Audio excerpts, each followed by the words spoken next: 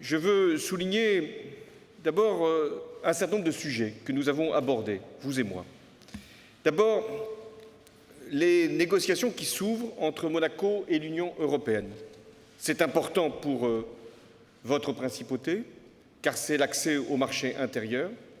C'est également un sujet qui intéresse la France, parce que nous avons besoin que Monaco soit pleinement dans l'Union européenne et l'Europe doit faire le meilleur accueil à votre démarche et la France sera à vos côtés. Nous avons besoin aussi de votre implication, et vous l'avez démontré, pour le projet d'aire marine protégée en Méditerranée. Vous vous y êtes investis, et nous aussi, et nous serons présents. Mais la transition énergétique est également présente ici à Monaco, comme nous venons là encore de le marquer à travers ces signatures entre le CEA, Sodretel, le gouvernement monégasque, EDF, bref, tout ce qui peut permettre, à travers le véhicule, une nouvelle fois électrique, de montrer une référence et un exemple. Il y a de très nombreux Français qui trouvent un emploi et un emploi de qualité ici à Monaco. D'où l'importance de la relation que nous engageons de nouveau entre la Principauté et la France.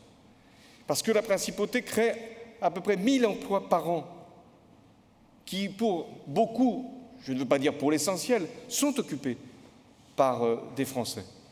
Donc le dynamisme de Monaco, c'est bon pour l'ensemble de l'économie de la région et même au-delà.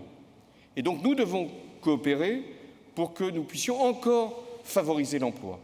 La Principauté compte près de 50 000 salariés, dont presque 35 000 viennent de France, comme vous l'avez souligné, Monsieur le Président. Ce chiffre témoigne, s'il en était besoin, de l'impact positif de la dynamique économique de la Principauté sur le bassin d'emploi de la région limitrophe. Nul doute que les efforts que nous déployons de part et d'autre pour développer le télétravail à Monaco viendra conforter cette dynamique.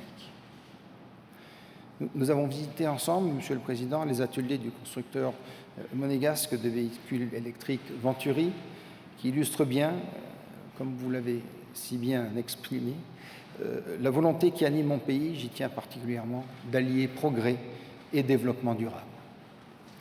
Au centre scientifique, vous avez pu constater les efforts que nous consentons dans le domaine de la recherche, tant pour la préservation du milieu marin que dans les domaines scientifiques et médicaux.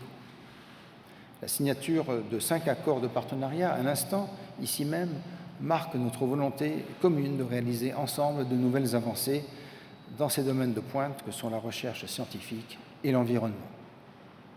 Enfin, il m'est agréable d'évoquer les avancées notables que nous avons pu enregistrer par l'effet de notre mobilisation conjointe pour la création d'un fonds fiduciaire en faveur des aires marines protégées de Méditerranée.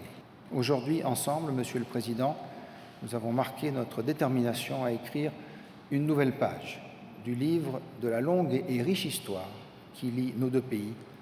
Je vous en remercie beaucoup.